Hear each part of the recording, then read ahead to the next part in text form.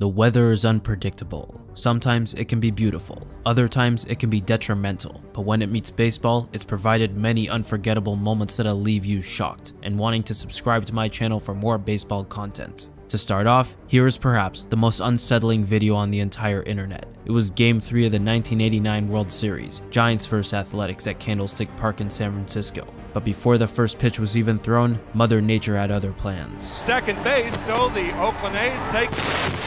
I'll tell you what, we're having an earth.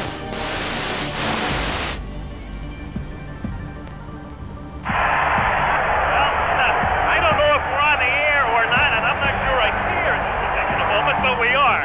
Well, folks, that's the greatest open in the history of television, bar none. We will be back, we hope, from San Francisco in just a moment. This earthquake was registered at magnitude 6.9, caused $6 billion in damages, and left 63 dead. It wouldn't be for another 11 days that Game 3 was played.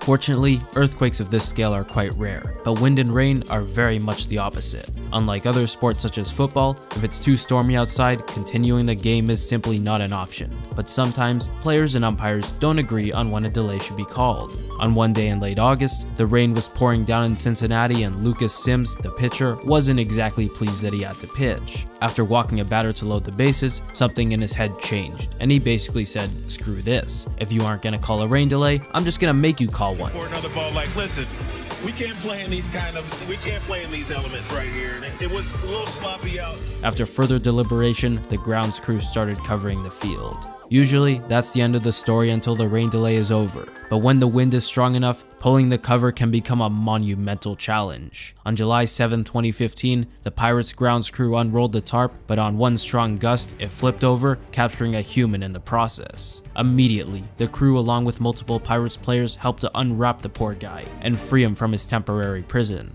At that point, they were in a battle with time itself. The longer they took to get the tarp down, the more likely it was for complications to arise. So with the help of a bunch of brave volunteers, they succeeded in their mission.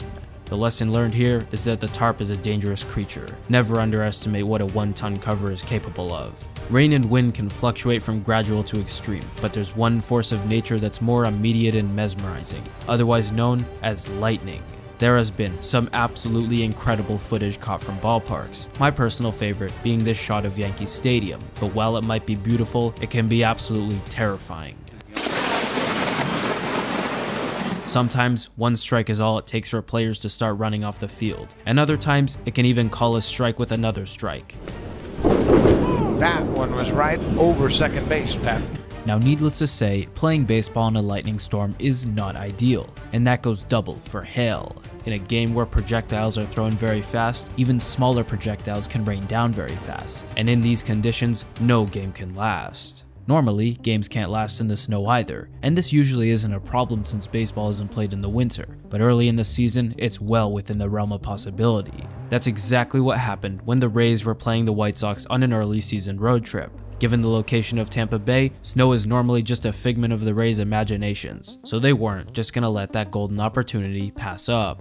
Other times, however, the snow doesn't hold back during game time, and players are forced to just tough it out. In early April of 1996, the Royals were playing the Yankees on opening day, and due to the weather outlook for later in the week, canceling the game was to be avoided at all costs. When it was barely above freezing, and snow was pouring down, Andy Pettitte grinded through 6 1/3 innings, giving up 3 runs, and went on to get the win. That being said, the real heroes of this game are the fingers of the batters. The math is simple. Cold weather plus 90-mile-an-hour fastball plus inside pitch equals pure pain. Now, you've just seen many different types of extreme weather, but perhaps none are as terrifying as a tornado. At the Rangers ballpark in 2012, you can see the moment when the infield was taking a direct hit. And honestly, the person recording the video couldn't have said it better. Tornado 1! Rangers ballpark 0! While certainly extraordinary, this happened while the stadium was basically empty.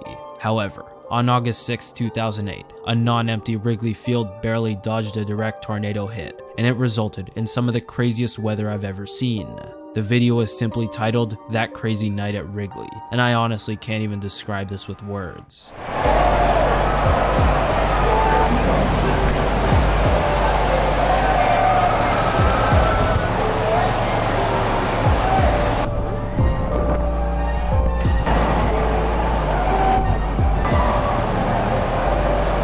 Anyways, if you enjoyed, strike the buttons, I dare you.